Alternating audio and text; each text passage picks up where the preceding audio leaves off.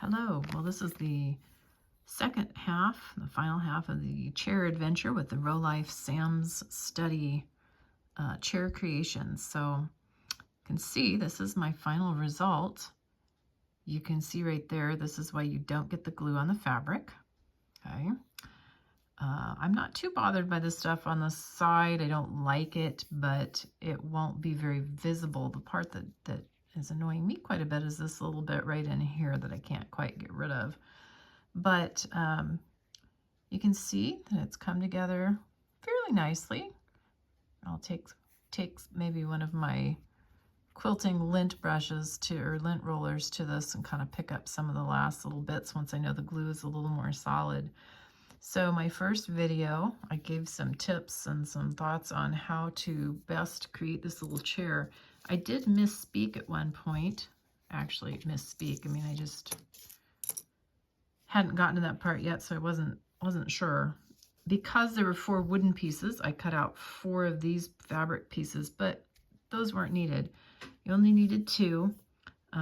Each section of the cushion here is made up of 2 separate wooden pieces that are this size that you glue together, and so you have 4 wooden pieces in total.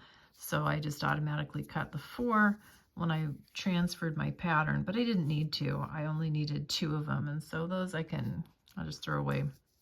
I did talk in my first video about cutting on these little lines where you go all the way in, because this would be like if this was, the white was my fabric and this was my wood piece, then these little bits would be cut, and that is going to be important.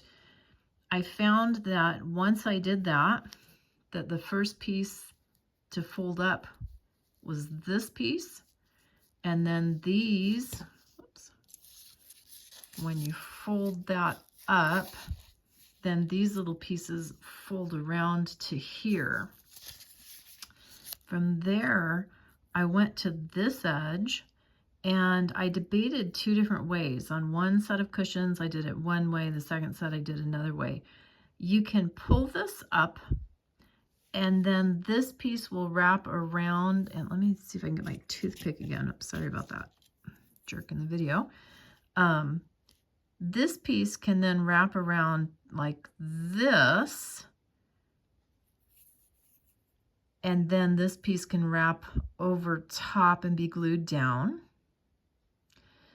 and then you finish off with this piece. Or you can pull this up and then pull this piece up here and then wrap this one around through here and then pull this piece up and over.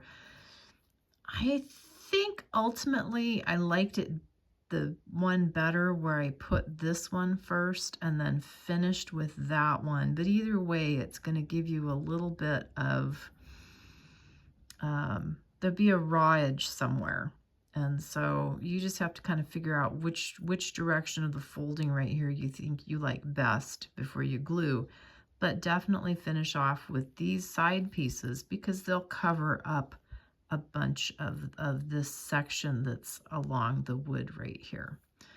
So anyway, happy with my color choices. The light is catching all of that glue very nicely on this thing. I was not, well, I actually wanted, you can see in the chair that one section is thicker than the other. So this was the paper section. This was the wood section that I talked about in my first video. And my original plan was that this would be on the outside and the paper section would be on the inside. And then when I picked them up to glue them, I immediately glued the wrong piece to this cushion edge first. And I was very unhappy, but I just went with it. So I wasn't totally happy with the way these edges looked. And so what I did was I took some embroidery floss. I've done a lot of different kinds of crafting, and so I have all kinds of things around my house.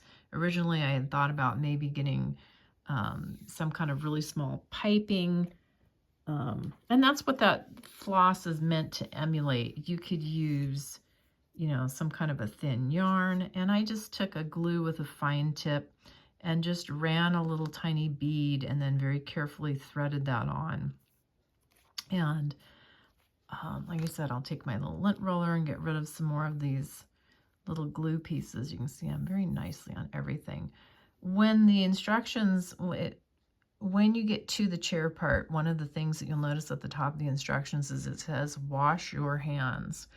And it is important when you're working with the fabric that you're not snacking on anything that's oily or greasy, because it will leave stains on the fabric, kind of like how this glue has done.